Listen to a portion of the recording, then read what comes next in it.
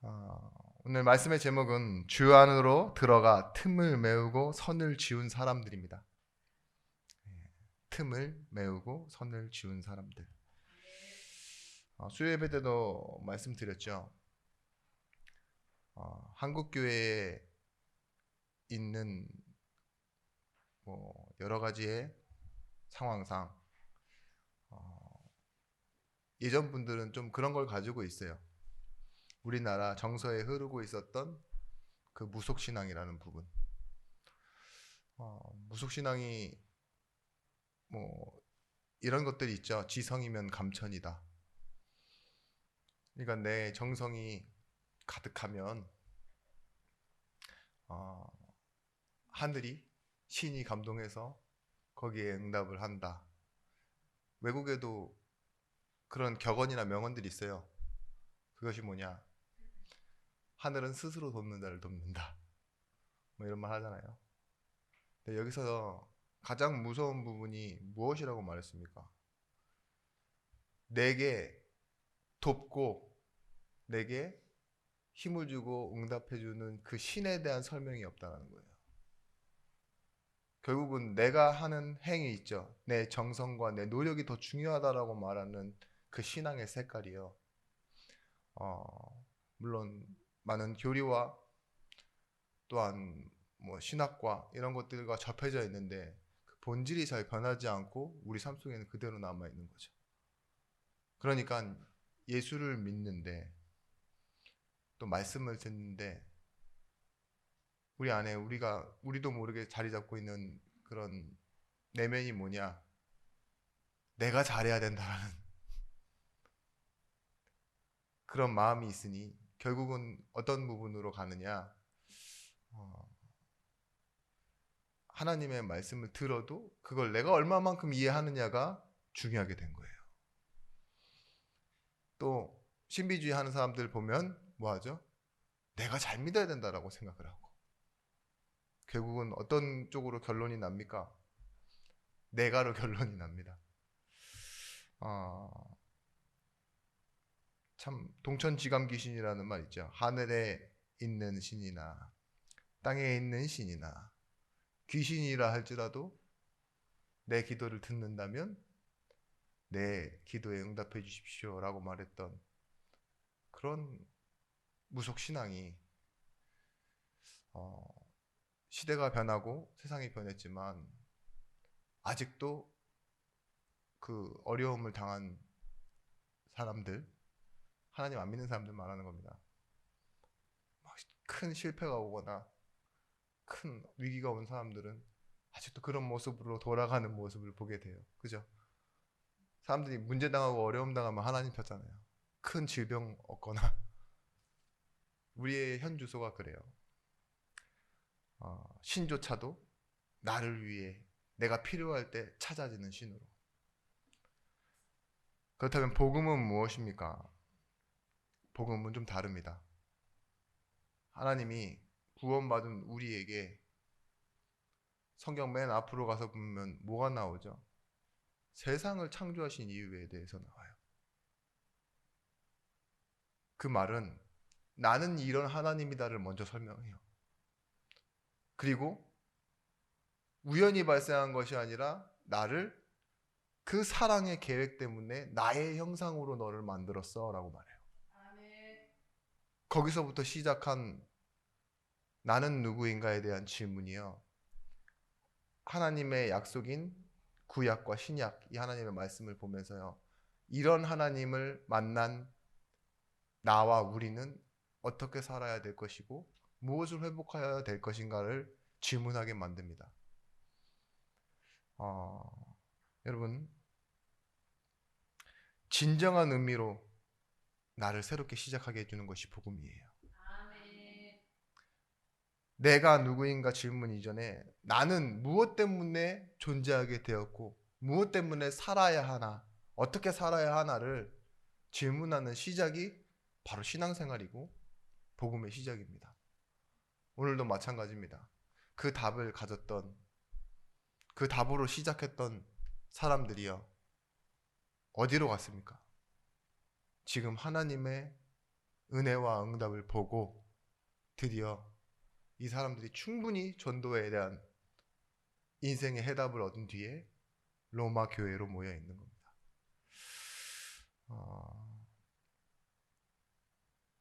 여러분, 주 안으로 들어가 틈을 메우고 선을 지운 사람들이라는 이 제목을 좀 설명하기 위해서 앞선 내용들을 설명드렸지만요. 우리가 주 안에서라는 현재를 설명하기 위해서는 주 안으로 들어오게 되어진 그 시작과 계기를 반드시 설명드려야 됩니다. 그래서 여러분들에게 먼저 드린 단어가 뭐냐? 하나님의 계획이에요. 여기 보십시오. 지금 이곳에 있는 그 어떠한 물건들이요, 계획 없이 이 자리에 있는 것이 있을까요? 아마 없을 겁니다. 혹시나 우연처럼 들어와 있는 뭐 모래나 뭐 흙이나 낙엽같이 이렇게 들어와 있는 것도 있죠. 그런 자연적인 것 외에요.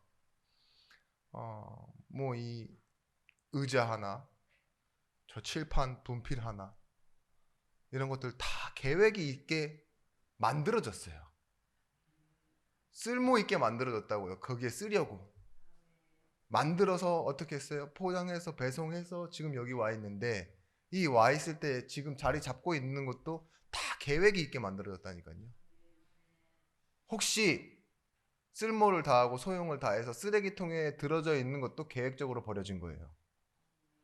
그쵸?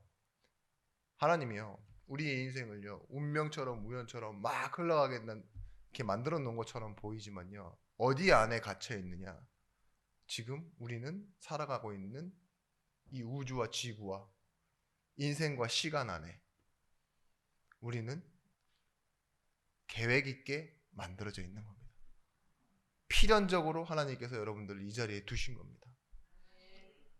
그런 것처럼 우리는 어떻게 살았고 앞으로 어떻게 살아야 될까 뭐 고민이 많으시겠지만요, 우리 인생의 현 주소가 어디냐? 지금 있는 곳은요, 하나님의 계획 가운데 있는 주 안에서입니다. 내가 어디 있습니까? 주 안에서. 여러분, 어떻게 주 안으로 들어갑니까? 이런 초보적인 질문 있죠. 하나님이 우리에게 오셨어요. 그게 복음입니다. 그래서 영접하는 자예요. 누군가 벨을 누르면 우리가 문을 열어주고 확인하고 이렇게 하듯이 받아들이는 걸 보고 영접이라고 그러잖아요. 근데 이 영접도 서론에 말씀드렸던 것처럼 뭔가 내가 뭔가 한다 했죠. 내가 믿고 내가 뭔가 이제는 함으로 하나님의 자녀가 되고 뭐 그 권세를 얻고 이렇게 생각하는데 사실 아무것도 한 게 없어요. 그걸 보고 은혜라고 합니다. 불신자의 상태를 뭐라 그러냐? 자연인의 상태라 그래요. 그냥 널브러져 있는 거 있죠. 그대로 뭔가 건드리지 않으면 계속 그대로 있을 상태. 그게 뭐 자연의 상태라고 합니다. 놔둔 상태 그대로 있다.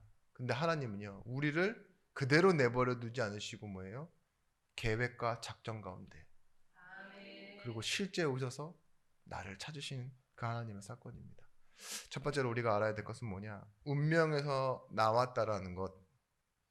그것은 하나님의 계획 속으로 부르심을 받았다는 것입니다. 살아계신 하나님이 무엇을 계획하셨으며 어떻게 일하시기에 나를 운명 가운데서 불러내어 자신의 시간표로 불러주셨는지, 이걸 알아가는 것을 보고 신앙생활이라고 합니다. 뭐 어떤 분들은 그러죠. 하나님이 살아계시는구나. 이제는 그 살아계신 하나님을 바라보면 된다. 그게 됩니까? 맞죠. 근데 존재 자체는 보이시지 않는 영이시잖아요. 근데 그 하나님이 살아계시고 실제 일하시고 계신 곳이 어디죠? 교회 아닙니다. 우리의 삶 속의 실제입니다.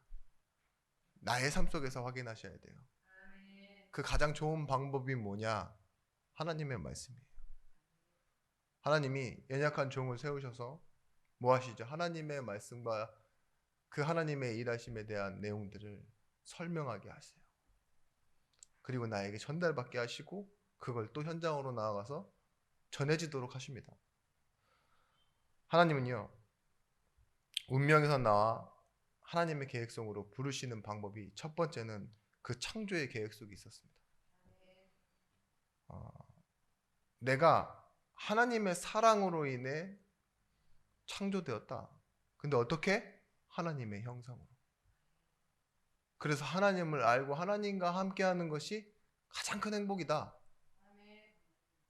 이걸 아는 거예요. 나는 뭐예요? 우연히 만들어진 존재가 아니라 창조의 계획 속에 있었다. 이 답을 가지셔야 돼요. 그리고 하나님은 지금도 새로운 일을 행하신다는 겁니다. 하나님은요, 그런 인간이 하나님과의 관계가 파괴되어지고 언약을 놓쳐버리면서 뭐예요? 죄의 상태에 놓이게 되었어요. 그때 한순간도 멈칫하지 않으시고 뭘 주셨어요? 우리에게 구원의 계획을 주셨어요. 그게 창세기 3장 15절 여자의 후손입니다. 관계가 깨어져서 내버려질 위기에 놓여 있는 그 시작을 가진 인간 앞에 하나님은요 바로 시작하셨어요. 나는 너를 구원하기로 계획했다. 그리고 여자의 후손을 통해서 내가 너를 다시 내 자녀로 회복할 것이다. 이 계획을 구약으로 옮겨옵니다. 그게 구약의 새 옛 약속이에요. 그 약속을 이루기 위해 하나님 누구를 부르셨다고요? 아브라함. 하나님이 가장 약한 사람 있죠. 우상 숭배하던 가문에 우상을 만들던 사람. 그 아브라함 한 사람을 불러내셨는데 뭐예요? 계획하시고 일하시는 방법이 내가 너로 큰 민족을 이루고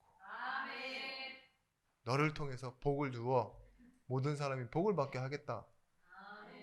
이 내용을 이스라엘 백성들이 잘못 이해했어요. 그렇지만서도 하나님의 계획은 변하지 않고 이스라엘이 실패해도 하나님의 계획은 변하지 않고 믿지 않고 다른 길로 가는데도 하나님의 계획은 변하지 않고 이스라엘을 통해 성취되어졌습니다.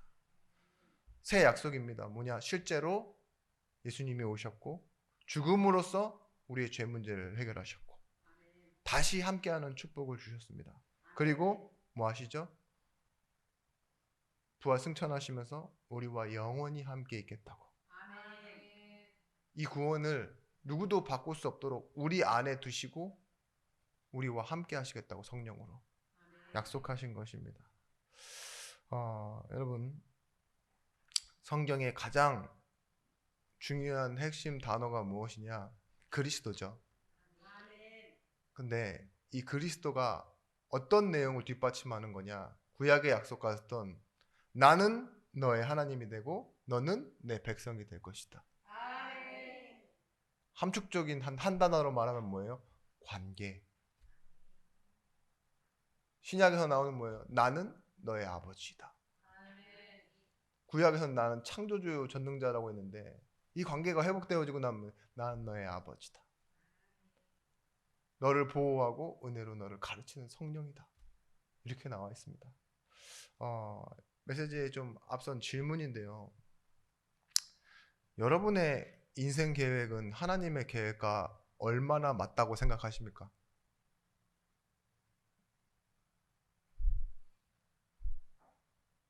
이를 보이시고 고개를 숙이시면서 웃으시는데 전혀 안 맞죠? 그런 생각 안 드세요? 그냥 살아갈 뿐 그런 생각 들지 않으세요? 제 인생도 그렇게 보여요. 늘 하루하루 계획하고 하는 것이요 어쩔 수 없이 일 때가 많아요. 하던 것을 좀 더 잘해보기 위해서 내지는 가진 것을 잃지 않기 위한 계획들. 참 답답한 인생이죠. 대부분의 사람들, 그런 사람들의 인생의 계획을 히브리서 2장 15절 말씀은 그렇게 설명하고 있습니다. 또 죽기를 무서워함으로 한평생 매여 종로를 타는 모든 자를 놓아주려 하심이니. 우리의 인생은 한정적이란 걸 우리도 본능적으로 알고 있고, 그죠? 삶을 통해서 어린아이에서부터 자라가면서 있죠. 수많은 슬픔을 경험합니다. 위기를 경험해요. 아이가 아플 때도 있고 있죠. 막 이 별거 아닌 질병에도 막 기침하고 누워있고 그렇게 아파 보기도 하고 누군가를 잃어보기도 하고 누군가가 떠나가고 그 자리에 다른 사람이 오는 것 내지는 오지 않는 것 여러 가지를 경험하잖아요. 슬픔이란 걸 알고. 근데 한평생 죽기를 무서워함으로 종노릇하는 그 인생의 계획이 성공하고 인정받고 자랑할 만하면 얼마나 자랑할 게 있을까요? 사람들이 하는 계획은 대부분 이렇습니다. 실패가 없고 완성도가 좀 높고 결국은 그렇기 때문에 신중하자라는 그런 식의 계획들. 신중하면 얼마나 신중할까요? 갈등이 많으니까 신중하겠죠. 그리고 기회가 올 때 놓치지 말고 붙잡자라는 식의 계획들 있잖아요. 그게 보편적인 사람들의 계획입니다. 젊은 세대는 결혼, 취업, 일, 노후 준비 거의 한 번에 끝나는 일들, 그죠? 못하는 사람들 많고 해도 취소하거나 이혼하거나 금방 포기하는 사람들 많아요. 그런데 그런 계획 속에서도 사람들은 또 다른 계획을 하고 또 다른 소망과 희망을 품고 살아갑니다. 그 예수님을 피해 우물로 나왔던 그 사마리아 여인 보십시오. 꿋꿋이 다시 일어나잖아요. 5번 실패해도 6번 만나고 있습니다. 그런 사람의 계획이 있는 반면에 어떤 사람은 계획만 하다 한 명도 못 만나는 사람도 있고, 네? 대단한 사람들이죠. 근데 여러분, 틀린 생각, 틀린 마음, 두려움이죠. 그런 것 때문에 계획을 하는 사람들이 있어요. 그게 뭘까요? 좀 간편하게는 묻지마 관광 같은 거 있죠. 집 다 때려치고 어디 가가지고 모르는 사람 만나서 즐기고 들어오고. 근데 더 문제는 뭐죠? 지금 요즘 나오는 거 묻지마 관광, 아니 묻지마 폭행 있죠. 묻지마 살인. 왜 그런 게 일어나요? 두려움에 잡힌 자가, 분노에 잡힌 자가 계획을 해요. 이런 정신적인 문제가 있는 사람도 계획을 한다니까요. 취임역에 가겠다 이런 식으로 있죠. 분당 수서역으로 가겠다. 그런 계획을 가진 사람도 있어요. 문제는 있는데 문제를 가지고 계획한다니까요. 두려움은 있는데 두려움 가지고 계획해요. 그러니까 어떻게 돼요? 범죄가 일어나지 않습니까? 문제 있는 사람들은 상황과 문제 해결을 두고 계획하고, 문제가 없는 건 아닌데 문제를 삼을 사람들은 있잖아요. 가진 게 있는 사람들, 여유 있는 사람들은 뭘 가지고 여유를 부려요? 사상 싸움, 이념 싸움, 남과 다른 것, 옳고 그름 이런 거 있죠. 그런 가치관 싸움 때문에 자기 인생을 계획해 버린다니까요. 여러분, 저마다 사람과 보통과 평균은 다 다릅니다. 그죠? 여러분들이 알고 있는 우리의 수준과 저 사람들이 알고 있는 수준이 달라요. 북한의 평균과 우리의 평균이 다르듯이 다릅니다. 다 다른데 우리의 인생은요, 하나님 자녀의 인생은 선택과 책임이 아닙니다. 선택에 의한 보상도 아닙니다. 잘 알고 계셔야 됩니다. 뭐예요? 하나님의 계획 속에 있는 나예요, 나. 하나님이 아직도 하시는 그 일에 나와 함께 하시겠다고 약속하셨어요. 내 인생을요, 하나님의 시간표 속으로 끌어오신 거라니까요. 그게 운명 속에서 나온 겁니다. 그런데 여러분은 뭐 하세요? 계속 여전히 여러분들의 계획은 여전히 하던 일을 하려고 해요. 그죠? 살던 대로 살고 싶고 성질대로 살고 싶고. 오늘 여러분 말씀 들을 때 로마서 16장에 나오는 이 인물들을 보면서요, 여러분 인생의 방향, 인생의 계획, 이것을 말씀 앞으로 바꾸시고 기도 제목을 정하시는 날이 되어지길 바랍니다. 하나님은 우리를 부르신 것처럼 다른 일을 부르시는 그 역사에 참여하기를 원하세요. 그게 전도와 선교입니다. 혹시 우리에게 염려할 일이 생길지 모릅니다. 우리의 계획은 없어지는 것 같으니까. 그런데 빌립보서 4장 6절 7절 말씀에 이렇게 말하고 있습니다. 바울이 아무것도 염려하지 말고 다만 모든 일에 기도와 간구로 너희 구할 것을 감사함으로 하나님께 아뢰라. 하나님의 일을 하는, 그리고 하나님과 함께하는 너희라면요, 하나님이 필요한 일들을 다 책임져 주시고 보장해 주실 것이기 때문에. 그래서 내 상황, 내 입장에서 내 필요한 것을 하나님께 구하는 것이 아니라 하나님의 일에 들어간 내 인생이요, 하나님이 원하시는 것이 무엇인지, 하나님이 내게 무엇을 책임져 주시고 응답해 주셔야 될지 그것을 찾고 확인하는 것입니다. 그리하면 모든 지각에 뛰어난 하나님의 평강이 너희 마음과 생각을 지키시리라. 우리의 마음과 생각을 지켜주시면요, 우리의 계획은 달라질 수밖에 없어요. 불안 때문에 하는 계획, 뭔가 이제는 벗어나기 위해서 하는 계획이 아니라요, 하나님이 내 마음 생각을 지켜주시기 때문에 뭐예요? 용기의 도전, 정말 불가능에 대한 도전을, 그죠? 그러지만 하나님이 약속해 놓으신 언약에 대한 도전을 시작할 수 있게 되는 것입니다. 여러분, 두 번째입니다. 부르심을 받은 자는요, 지금 현재 어디에 있느냐?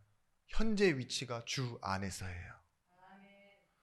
지난주 본문과 오늘 이제 1절에서부터 9절과 10절에서부터 16절의 차이가 조금 나오는데요. 여기서 나오는 단어들, 가장 많이 나오는 단어가 그리스도 안에서와 주 안에서입니다. 앞에 수식어가 뭐예요? 주 안에서, 주 안에서, 주 안에서. 그리스도 안에서 인정함을 받은. 이렇게 나와요. 물론 1절에서부터 9절에서도 나오긴 하지만 주 안으로 부르심을 받은 사람들이에요. 하나님의 계획으로. 먼저 10절, 11절 말씀 보시면 그리스도 안에서 인정함을 받은 아벨레에게 문안하라. 아리스도블로의 권속에게 문안하라. 내 친척 헤로디온에게 문안하라. 나기수의 가족 중 주 안에 있는 자들에게 문안하라. 그리스도 안에서 인정함을 받은 아벨레. 이 아벨레의 이름은 귀족의 이름입니다. 그런데 인정함을 받았대요. 그리스도 안에서. 인정함을 받는 방법은 여러 가지가 있겠지만요, 어떻게 인정받았다라고 보고 있냐?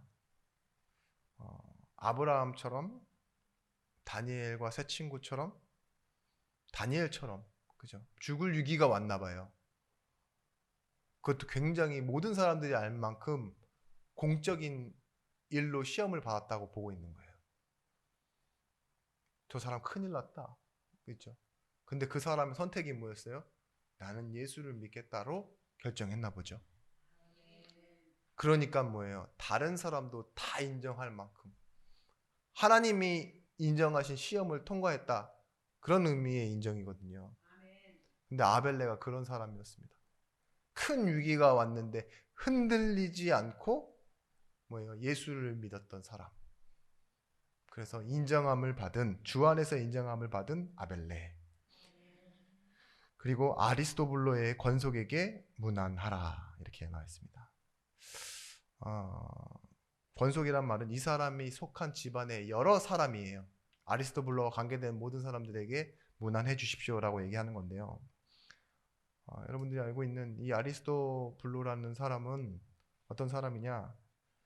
장차 황제가 될, 4대 황제가 될 글라우디오 황제랑 가장 친한 사람이에요. 출신이 너무 좋아요. 그래서 유대의 왕을 부탁할 만큼, 글라우디오가 황제가 된 뒤에 이 아리스토블로에게 유대의 왕이 돼달라고 말했어요. 이 아리스토블로의 부인이 누구냐? 시리아 왕의 공주입니다.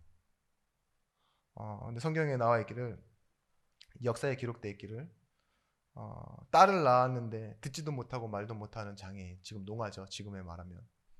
그런 장애를 겪고 있어서 이 아리스토블로가 부인과 함께 딸을 예수님 앞으로 데려갔었대요. 그리고 뭐 치유되어졌다 뭐 이런 말은 없지만 그때부터 예수 믿기 시작했나 봐요.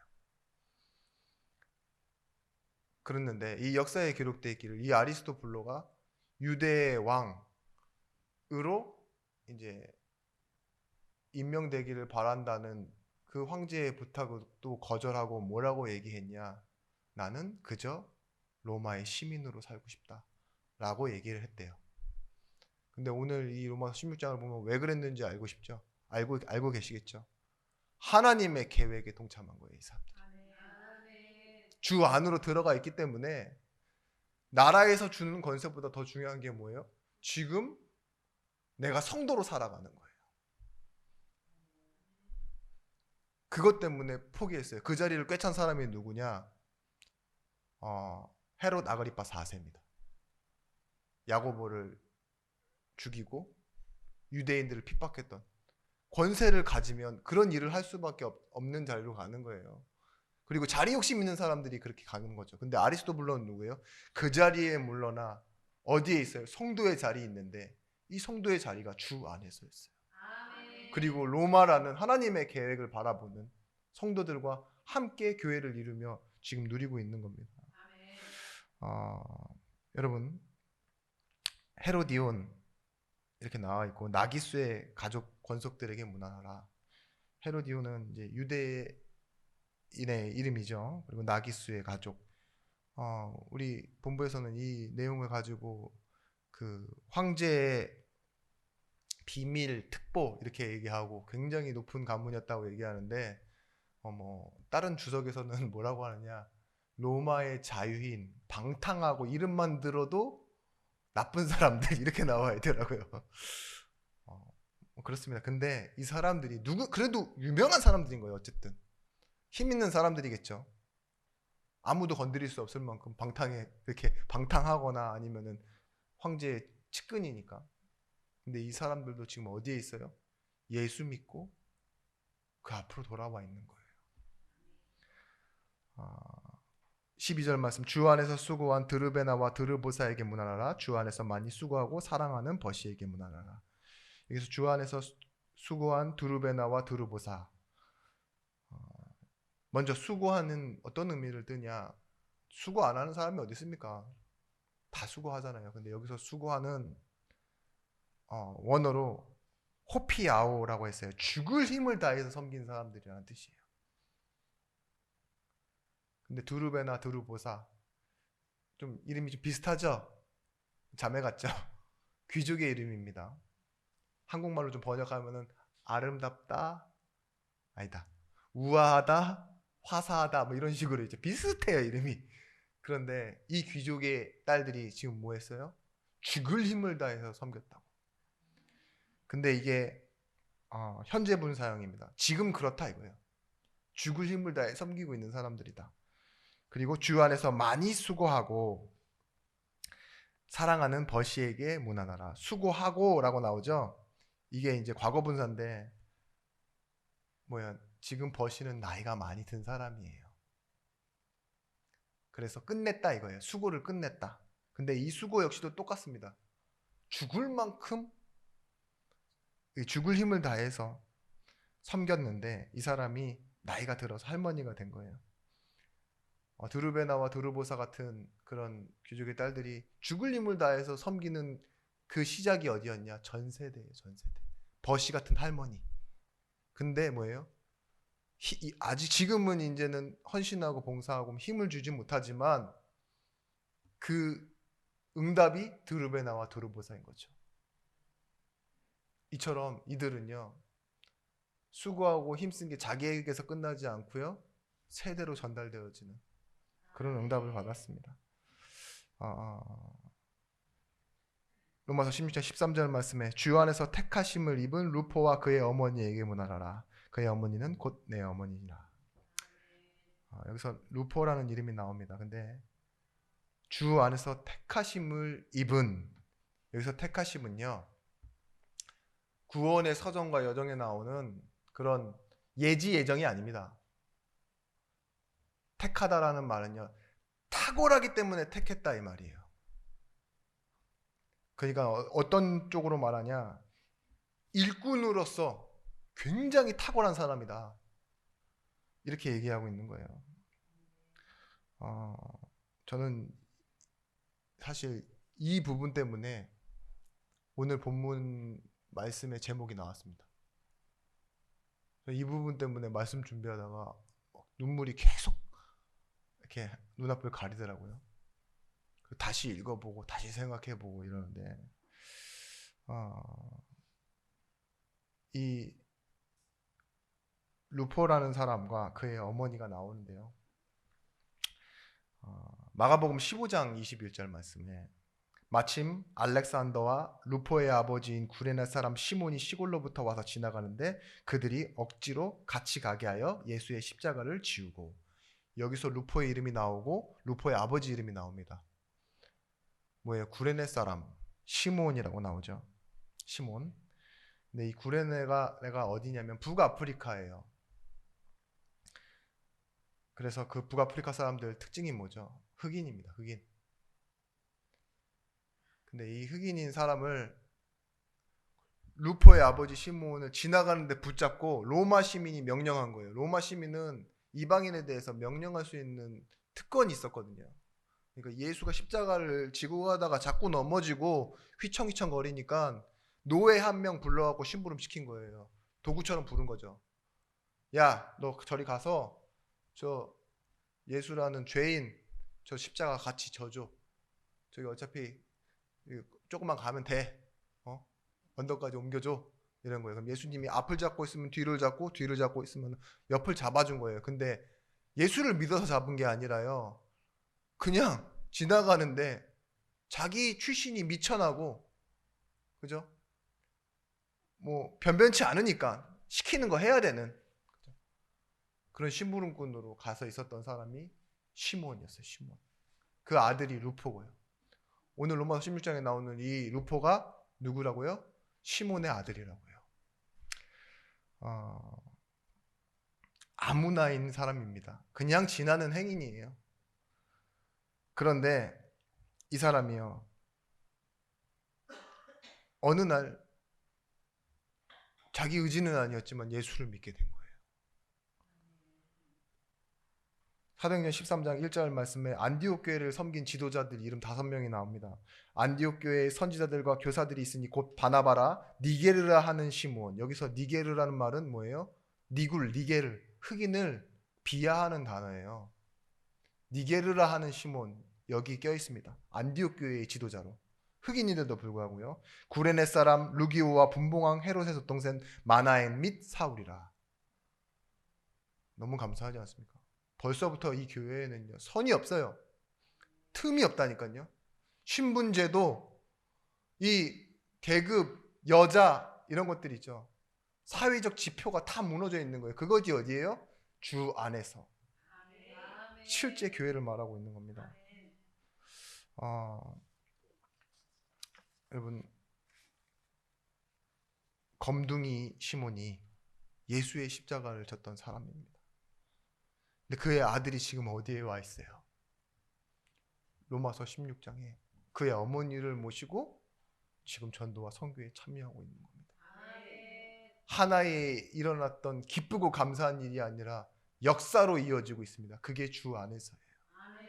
한 번의 해프닝이나 이벤트로 끝나는 것이 아니라 뭐예요? 하나님의 또 다른 계획을 이루는 그 응답 속에 이어져 가고 있습니다. 우리 혹시 우리 안에 교회에 문제가 생깁니다. 사람이 떠나는 일도 생기고 장례를 치를 때도 있고 문제와 사건이 생길 때가 있습니다. 이때 뭐예요? 응답받으면 좋겠다가 아니에요. 하나님의 계획은 무엇입니까?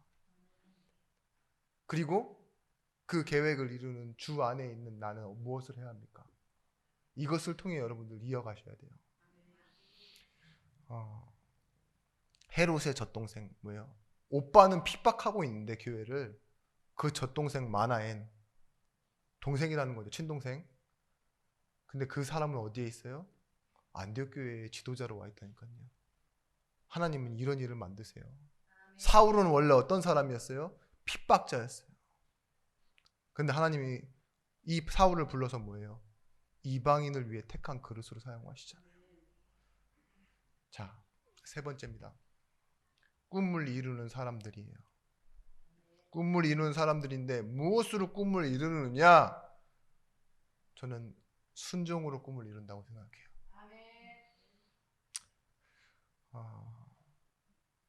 일생이라고 해서 거기에 매여 종노릇하고 그 종노릇 안에서 계획을 잡고 있는 사람들이 있습니다. 그런데 다른 사람들이 있어요. 성경에는요. 어떤 사람들이 있습니까? 바로 하나님이 주신 꿈을 가진 사람들이었어요. 요셉의 꿈이, 예를 들어 볼게요. 요셉의 꿈이 어떤 꿈이에요? 자기가 뭔가 필요에 의해서 꾸게 된 꿈입니까? 누군가가 부여한 꿈이에요. 넌 이렇게 되라 라고? 아니에요. 하나님이 그냥 밀어넣으신 꿈이에요. 그 꿈 말했다가 오히려 노예되잖아요. 그리고 감옥 갑니다. 일이 안 풀려서. 근데 어떻게 돼요? 그 꿈이 이루어져요. 근데 그 꿈은요, 자기가 꾼 꿈도 아니요, 남이 준 꿈도 아니지만 하나님이 준 꿈이란 것을 요셉이 알 때 뭐 했냐? 순종했어요. 그죠? 여러분, 꿈은 우리의 계획 속에서 나와줘야 되는 게 아니라 하나님의 계획 속에서 우리가 찾는 거예요. 그러면 뭐예요? 하나님의 꿈이 하나님이 주신 꿈이기 때문에 그 계획을 이뤄가도록 하나님이 이루시도록 우리는 말씀 따라가는 거예요. 그걸 보고 순종이라고 합니다. 저는 이 부분을 알고 너무 감사했는데 설명은 왜 이렇게 부족한지 모르겠습니다. 창세기 45장 5절 말씀에 이렇게 말하고 있습니다. 당신들이 나를 이곳에 팔았다고 해서 근심하지 마소서, 한탄하지 마소서. 하나님이 생명을 구원하시려고 나를 당신들보다 먼저 보내셨나이다. 그 꿈에 어느 정도 마무리가 될 때죠. 말하기 시작했어요. 하나님, 이 꿈을 주신 분이 누구시라고요? 당신들보다 나를 먼저 이곳에 보내신 하나님의 계획이었다. 내가 내 꿈을 이뤘다고 해서 내가 복수를 하고자 했거나 이 힘의 권세를 사용하고자 했던 그 꿈의 결과라면요, 아마도 다른 결과를 냈겠죠. 그 꿈의 결과가 뭐예요? 또 순종하는 거예요. 근심하지 마라, 한탄하지 마라 하면서요. 창세기 50장 20절 말씀, 당신들은 나를 해하려고 하였으나 하나님은 그것을 선으로 바꾸사 오늘과 같이 많은 백성들의 생명을 구원하게 하시려 하셨나니. 당신들만 계획 속에 있는 게 아니다. 많은 백성을 포함하셨다. 나에게만 있던 계획이 아니다. 당신들을 살리고 당신에게 속한 많은 백성들을 구하시기 위해. 어때요? 원인은 당신들이 제공했어요. 당신들은 나를 이곳에 팔았으나. 그리고 그 결과를 내가 겪었다니까요. 그래서 내가 팔려서 이 어린 날의 시절이 다 노예였고 감옥이었으나 뭐예요? 하나님의 계획은 뭐예요? 그것을 선으로 바꿔요. 그 끝을 바꾸사 완전히 다른 작품을 만들어내는 것이죠. 이게 하나님의 방법입니다. 그래서 우리는 우리가 꾸는 꿈이 아니라 허황된 꿈, 틀린 꿈이 아니라 하나님 주신 꿈을 꾸시면 돼요. 하나된 바울의 선교팀입니다. 안디옥 교회에서 바울의 선교팀이 나오게 됩니다. 그리고 이 하나됨을 붙잡고 했던 고백이 뭐냐? 갈라디아서 3장 28절 말씀에 너희는 유대인이나 헬라인이나 종이나 자유인이나 남자나 여자나 다 그리스도 예수 안에서 하나이니라. 맞습니까? 복음 가진 자의 고백이에요. 우리 안에 과거 신천지에서 40년을 간부생활하고 오신 분도 계시다면 없지만 하나입니다. 정가가 14범 폭행으로만 그런 분도 우리 안에 와 있다. 하나입니다. 그죠? 사마리아 여인이 와 계십니다. 부인은 한 명인데 남편 6명이 같이 와 계세요. 그래도 하나입니다. 주 안에서는 다 하나예요. 에베소서 2장 14절 말씀, 그는 우리의 화평이신지라 둘로 하나를 만드사 원수된 것 곧 중간에 막힌 담을 자기의 육체로 허시고. 하나님이 우리의 화평이시다. 중간에 막힌 담을 뭘로? 자기의 육체로 허물으셨대요. 죽음으로써 끝내셨다고요. 우리는 그 사실을 체험하셔야 됩니다. 내 의지, 내 노력, 여러분의 진짜 신실한 기도로는요 관계가 회복되지를 않아요. 뭘로 회복되어집니까? 그리스도로. 화평의 하나님이시기에. 에베소 2장 16절 말씀에 또 십자가로 이 둘을 한 몸으로 하나님과 화목하게 하려 하심이라. 원수된 것을 십자가로 소멸하시고. 적개심을 가진 그 성도의 마음을 하나님께서 뭘로 바꾸신다고요? 십자가로 허물어 버리신대요. 로마서 16장 14절에서부터 16절 말씀에는 자기 집을 내놓은 사람들, 그러니까 교회가 되어진 그 교회의 이름들이 나옵니다. 14절 말씀, 아순그리도와 블레군과 허메와 바드로바와 허마 및 그들과 함께 있는 형제들에게 문안하라. 15절 말씀, 빌롤로고와 율리아와 또 네레오와 그의 자매와 올름바와 그들과 함께 있는 모든 성도들에게 문안하라. 16절 마지막 말씀이죠. 너희가 거룩하게 입맞춤으로 서로 문안하라. 그리스도의 모든 교회가 다 너희에게 문안하느니라. 앞에 있는 아순그리도와 블레군가라고 시작되는 그 5명의 이름이 나오는 그 교회가 사실은 모여있는 교회예요. 5명 이름 나오죠. 그의 형제들에게. 그리고 두 번째로 나오는 빌롤로고와 율리아와 또 네레오와 그의 자매와 이렇게 말하는 그와 함께 있는 모든 성도들에게, 이게 뭐예요? 또 교회를 말하고 있는 거예요. 여러분, 주일날도 말씀드렸지만 우리의 생명을 드린다라는 건 여러분들이 일상에 관계되어져 있는 걸 하나님 앞에 드리고 생각해 보는 거예요. 내 집을 교회로 내놓는다? 로마 교회 형태가 그렇다 했잖아요. 그러면 먼저 뭐가 들어가겠습니까? 시간이 들어가요. 내 집을 교회로 만들어 놨기 때문에 청소도 해야 되고, 그죠? 내 시간을 내야 돼요. 사람들이 오는 시간에는 내가 그 자리에 있어야죠. 그리고 뭐예요? 경제가 들어가요. 어쨌든. 그리고 뭐예요? 내가 만나야 될 그런 관계들 있죠. 그런 부분들에 대해서도 뭐예요? 다 정리가 들어가요. 시간,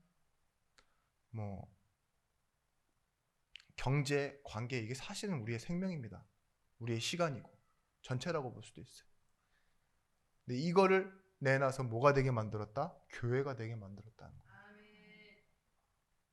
그리고 그의 형제들에게 문안하고, 그 교회끼리도 왜 문안하라 그래요? 선이 없어야 된다고요. 자기네들끼리만 모여 있는 것이 아니라 하나님의 계획 속으로 불러오기 위해 당신들끼리도 소통을 하고, 당신들끼리도 이 수고함을 알고 서로 안에서 서로를 확인하고, 그러면 뭐가 되어져요? 뿌리를 찾아갈수록 그 안디옥과 이 이방인을 향한 하나님의 계획 때문에 지금 로마에도 이 교회가 세워졌는데, 이 시작을 자기네 것으로만 묶어놓지 않고 서로 소통하고 교제하고 함께 할 때 뭐가 회복되어지느냐? 결국은 정체성이 회복되어집니다.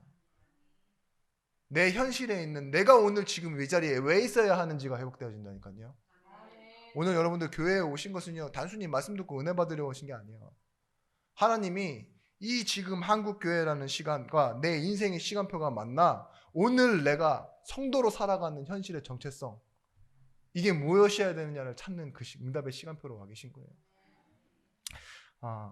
여러분, 결론입니다. 그리스도와 주 안에서라는 결론. 로마서 16장 13절 말씀, 주 안에서 택하심을 입은 루포와 그의 어머니에게 문안하라. 그의 어머니는 곧 내 어머니니라. 루포가 뭐랬죠? 구레네 사람 시몬의 아들이라고 했잖아요. 아주 탁월한 일꾼이었던 그 루포. 근데 이 시몬의 아내였던 여자, 그리고 지금 이 16장에 나오는 루포의 어머니인 이분은 분명히 할머니일 겁니다. 예수님 시대에 있었으니까. 그죠? 근데 이 할머니, 흑인 여자가 뭘 할 수 있겠습니까? 이 여자를 바울이 뭐라고 부르고 있는지 호칭에 주의하십시오. 뭐라고 하죠? 그분이 내 어머니시라. 가능한 말일까요? 지금 우리는 그냥 식당 가서도 어머니 이러잖아요. 뭐 어머니랑 관계없는 사람은 좀 이모 이렇게 부르고, 제주도 가면 사촌 이렇게 부르잖아요. 삼촌? 네. 그런 식으로 부르는데 그런 식의 호칭이 아니에요. 바울이 살았던 시대는요, 바울은 자신이 유대인 중에 구별된 바리새인이라고 고백해요. 로마 시민권자, 가마리엘 문화생, 교회를 핍박할 만큼 권세 있고 로마의 시민권을 가진 사람이라고 얘기합니다. 선민사상으로 가득 찼던 과거, 그런 인생을 살았는데요. 그 당시 자신을 이렇게 소개하죠. 내가 왕족이다. 베냐민 지파의 바울. 어머니 아버지도 바리새인이다. 그런데 이 사람이요, 주 안으로 들어온 겁니다.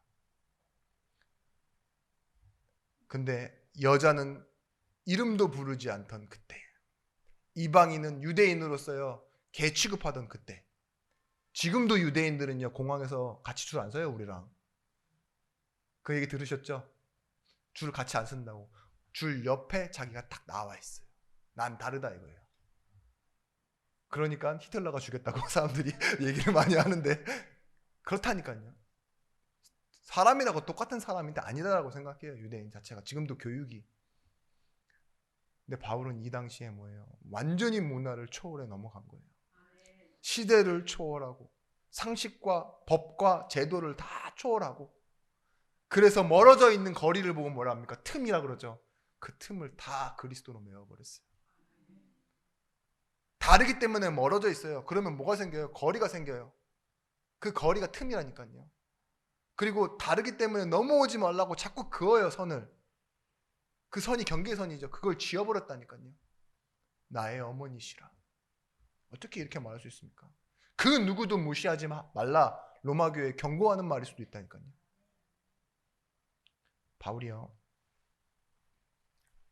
주 안에 있었습니다. 여러분들도 마찬가지예요. 어디에 계십니까? 주 안에. 출애굽기 4장 2절 말씀, 여호와께서 그에게 이르시되 내 손에 있는 것이 무엇이냐? 그가 이르되 지팡이니이다. 양치는 사람이라면 당연히 가지고 있는 게 지팡이에요. 근데 이 지팡이가 뭐 소중한 겁니까? 잊어버려도 금방 다시 만들어 버릴 수 있는 도구잖아요. 근데 그걸 가지고 나오래요. 출애굽기 4장 17절 말씀, 너는 이 지팡이를 손에 잡고 이것으로 이적을 행할지니라.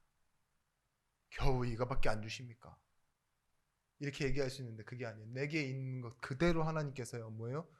내 안으로 가지고 들어오래요. 네가 주 안에 있으면 이것을 가지고도 충분하다 이거예요. 그 지팡이가 뭐예요? 목자의 지팡이가 흔히 구할 수 있는 도구지만 모세의 손에, 그리고 그 모세의 인생이 하나님의 손에 붙잡히니까요 반석을 치니 물이 나오고 홍해를 치니 홍해가 갈라졌어요. 그게 주 안에 있는 자, 그리스도 안에 있는 자에게 축복입니다. 나의 인생은 왜 이 모양 이 꼴입니까? 허구한 날 뱉는 말이죠. 불평불만할 거를 사실적으로 드러내면 얼마나 많아요. 그런데 그게 아닙니다. 우리가 보는 그 부정적인 부분이 아니라 주 안에 있는 나의 축복. 여러분, 하나님은 내 배경과 내 능력과 실력, 그리고 깨끗한 과거의 이력을 원하시는 게 아니에요. 내 양심을 원하시는 것도 아닙니다. 하나님의 계획이 모세를 구속사의 흐름 안으로 불러오시는 거예요. 여러분들이 그 축복을 받았습니다. 요한복음 6장 8절에서부터 9절 말씀에 제자 중 하나 곧 시몬 베드로의 형제 안드레가 예수께 여짜오되 여기 한 아이가 있어 보리떡 5개와 물고기 2마리를 가지고 있나이다. 여기까지만 하면 괜찮아요. 근데 이 말을 합니다. 꼭. 그러나 그것이 이 많은 사람들에게 얼마나 되겠사옵나이까. 안드레가 뭐라고 했다고요? 들고 오면서 하는 말이 투덜투덜 된 거예요. 갖고 오기는 않는데 아이가 갖고 온 도시락을 왜 뺐습니까? 예? 물고기도 2마리밖에 안 되고 떡도 5개밖에 안 되는데 이거 쪼개서 뭐 하랍니까? 이거죠. 안드레의 지분이에요. 여러분의 기도는요 안드레처럼 하시면 안 돼요. 이것 가지고 뭐 하시려고요? 아이씨, 지금 너무 과몰입이 되네요. 우리 교회를 보니까 이것 가지고 뭘 하시려고요? 이게 되는데 그게 아니라니까요.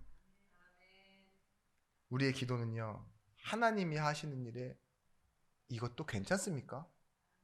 무엇이 필요합니까? 라고 바뀌어야 돼요. 충분했어요. 주 안으로, 예수 안으로 들어온 이 보리떡 5개와 물고기 2마리는요 남았습니다. 12광줄이나 12광줄이가 남았대요. 배불리 먹고도 남았대요. 충분합니다. 그게 우리 기도의 시작이에요. 내 것이 내 것으로만 있을 때는 내 형편이지만 주 안에, 주의 손에, 주의 계획에 맞을 때는요 하나님의 기적을 이루는 도구가 되는 겁니다. 이 정도 돈, 지식 수준으로 아무것도 못해. 이 정도 머리와 이 정도 수준으로 지식으로는 아무것도 못해. 허구한 날 우리가 이렇게 뱉는 불신앙의 말들이 있죠. 우리 젊은 사람들 막 이런 말 해요. 우리 집은 가난했다. 부모도 변변치 않았다. 나는 어렸을 때 부모가 이혼했다. 떠났다. 나는 이혼했다. 싸웠다. 정상적이지도 평범하지 않다. 나는 아프다. 막 이런 핑계들이 너무 많아요. 근데 주 안에 있으면요 그 모든 것들이 뭐예요? 하나님의 계획과 뜻을 이루는 도구가 됩니다. 아멘. 이걸 믿으시기 바랍니다. 아멘. 그래서요 가정의 틈, 가정에도 틈이 있어요. 왜냐? 자기밖에 모르는 자기중심의 인생은요 부모라 할지라도 형제라 할지라도요 거리가 있다니까요. 누구도 메워주지 못하는 그 틈이 있어요. 그 선이 있다니까요. 넘어오면 안 되는 그 가정의 틈을 그리스도의 이름으로. 아멘. 교회 안에도 있어요. 다름의 틈이 있어요. 서로가 다르다는 거. 하나님의 일은 하나님의 일이고 나의 일은 나의 일이다라는 그 틈을 메워야 됩니다. 그리고 세상이 만들어 놓은 선, 여러분의 인생과 하나님의 계획에 있는 선 있죠. 내 일은 내 일이고 전도는 전도다라는 그 선이 지워져야 전도가 돼요. 우리가 언제든지 바깥으로 나왔다가도 언제든지 다시 들어올 수 있어요. 솔직히 안과 밖이 구분이 없으면요 그 어디나 하늘나라 맞습니다. 높은 산이 거친 들이 있어도 그 어디나 하늘나라가 맞다니까요. 초막이 되어도 괜찮고 궁궐이 되어도 괜찮은 그곳이 하늘나라가 맞습니다. 여러분 그 선을 지우고 승리하시는 여러분들 되시기 바랍니다. 세상은 편가르기에 익숙하죠. 그런데 진보도 보수도 아닙니다. 지역 갈등, 인종차별, 교회 안에서는 교파 갈등, 장애인, 비장애인, 다른 이념이나 적개심, 그리고 우리가 흔히 말하는 기성세대와 젊은 세대의 갈등, 그런 것이 없는 곳이 어디냐? 바로 교회입니다. 우리가 아는 그 이단 종파나 다른 종교 있죠. 너무 경계하지 마십시오.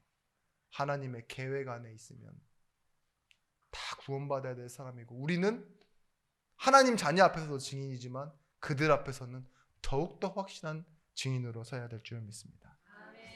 하나님이 약속하신 것은요 당연히 주실 줄 믿고 그래서 하나님께서 필요한 것을 구하라고 말하세요. 그것이 뭐냐? 너는 먼저 그의 나라와 그의 의를 구하라. 그리하면 이 모든 것을 너희에게 더하시리라. 이 말씀이 하나님의 계획 속에서 여러분들의 삶 속에 성취되어지는 한 주간 되시길 바랍니다. 기도하겠습니다. 하나님 감사합니다. 우리와 함께 하시는 증거가 우리의 현장에서 전달되어지게 하여 주옵소서.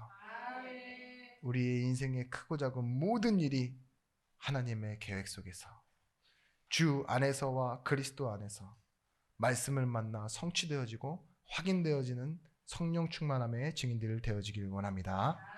예수 그리스도 이름으로 기도드렸습니다. 아멘.